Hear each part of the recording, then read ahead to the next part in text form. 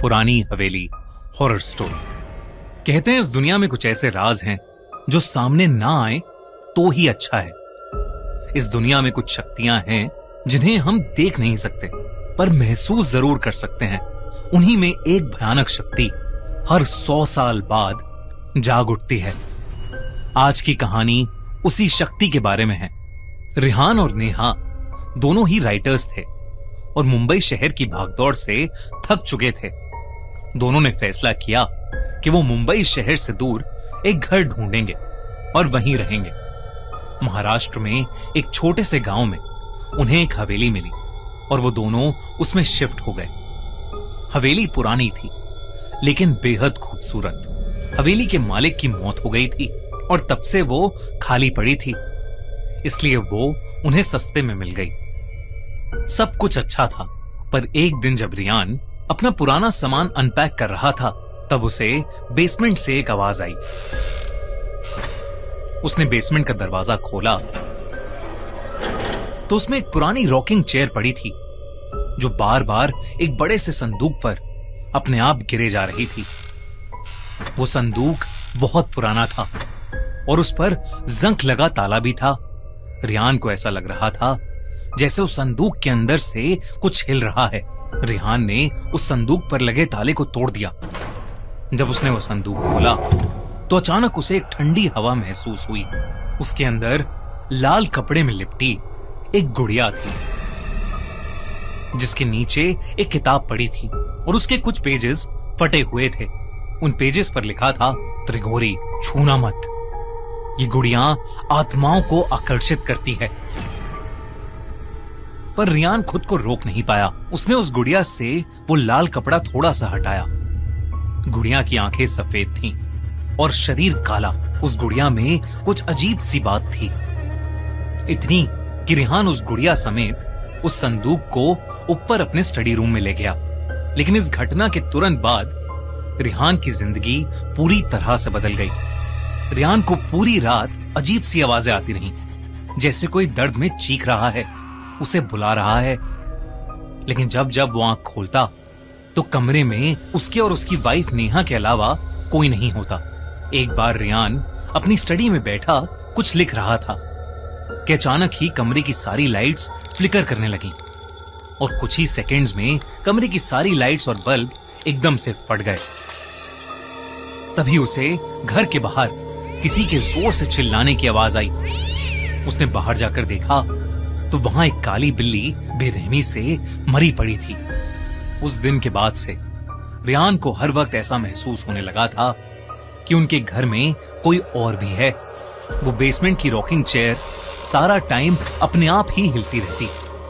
हर समय रियान को चीखें सुनाई देती। उसे रात के अंधेरे में घर के अंदर मरे हुए लोगों के चेहरे भी दिखने लगे थे।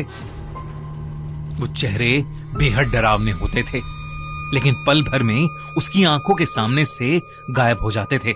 रिहान को कुछ समझ नहीं आ रहा था, इसलिए उसने ये सारी बातें नेहा को बताई। लेकिन नेहा को उसकी बातों पर विश्वास नहीं हो रहा था। रिहान ने फैसला किया कि वो संदूक से मिली उस किताब को पढ़कर त्रिगोरी से जुड़ा राज जानने की कोशिश करेगा। रिहान सारा टाइम उस गुड़िया और उन पन्नों को पकड़कर उन्हें डिकोड करने में लगा रहता।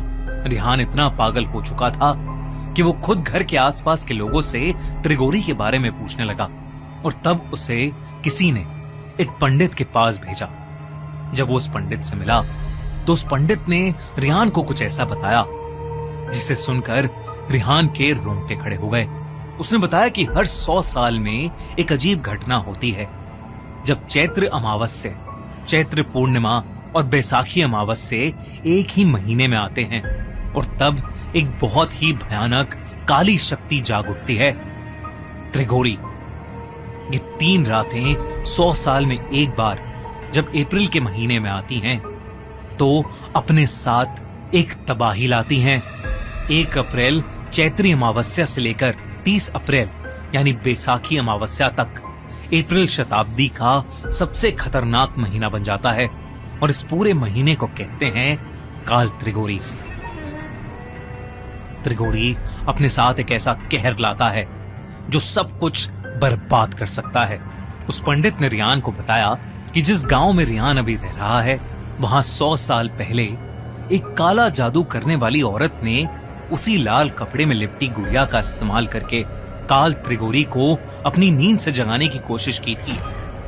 और तब एक ही रात में पूरा का पूरा 500 लोगों का गांव मारा गया था और आसपास के सारे गांव में ऐसी बीमारियां फैलने लगीं जिसने कई लोगों की जिंदगी बर्बाद कर दी।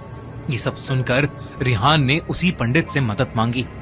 उस पंडित ने रिहान को 2 काली बिल्लियां दी और कहा कि वो अगले 2 दिन में उसके घर आएगा और त्रिगोरी को शांत करेगा। रिहान पूरा दिन घर में उस पंडित के बताए शुद्धिकरण के नुस्खे आजमाता रहता और उन काली बिल्लियों को 24 घंटे अपने पास रखता। रिहान नेहा से कहता कि ये काली बिल्लियां उनको घर की प्रेत आत्मा से बचाएंगी। नेहा से अब रिहान का पागलपन बर्दाश्त नहीं हो रहा था। 2 दिन बाद वो पंडित उनकी हवेली में आया। पूजा का सामान देखकर ही रिहान और नेहा की रूह कांपने लगी, क्योंकि उसमें इंसानी खोपड़ी, मरे हुए जानवर और ऐसी ही बेहद अजीब अजीब चीजें थीं। लेकिन उस पंडित ने रिहान को हिम्मत रखने को कहा। उसने हाथ में एक लाल कपड़ा लिया और उस लाल कपड़े से उस गुड़िया को निकाल के पूजा स्थान के बीचों बीच रख दिया। पंडित ने देरी न करते हुए पूजा शुरू की और मंत्र आवाहन से काल त्रिगोरी को शांत करने की कोशिश करने लगा। पूजा शुरू करते ही रिहान को बहुत तेज दर्द में किसी की चीखें सुनाई देने लगी। तभी रिहान और नेहा ने देखा कि गेट की दीवार के अंदर से एक बहुत ही डरावनी 10 फीट लंबी परछाई निकली है जो उनकी तरफ आ रही है। जैसे जैसे वो परछाई उनकी तरफ आ रही थी वैसे वैसे घर की सारी लाइट्स अपने आप फूटती जा रही थीं। तभी एकदम से बहुत ही तेजी से दरवाजा खुला और वो परछाई घर के अंदर आकर हवा में कहीं गायब हो गई। और तभी घर की सारी चीजें हिलने लगीं। वो बिल्लियां आपस में एक दूसरे से इतनी बुरी तरह लड़ने लगीं कि उन्होंने एक दूसरे को नोच काट कर मार डाला। नेहा को अपनी आंखों पर विश्वास नहीं हो रहा था। उसे लगा कि ये सब उस गुड़िया की वजह से हो रहा है, इसलिए उसने हड़बड़ी में बिना लाल कपड़े के उस गुड़िया को उठाया और उसे काट कर जला दिया। ये देखते ही वो पंडित कांप उठा। उसने बताया कि काल त्रिगोरी से ऐसे छुटकारा नहीं मिलेगा और बिना लाल कपड़े के उस गुड़िया को छूने की हिम्मत करके नेहा ने अपने पूरे परिवार को संकट में डाल दिया है और अब उन्हें मरने से कोई नहीं बचा सकता। वो पंडित पूजा को बीच में छोड़कर ही घर से जाने लगा। रिहान उस पंडित से मदद की भीख मांगता रहा, लेकिन वो पंडित इतना घबराया हुआ था कि उसने कुछ नहीं सुना और वो वहां से चला गया। रिहान और नेहा की उस रात बहुत बुरी लड़ाई हुई।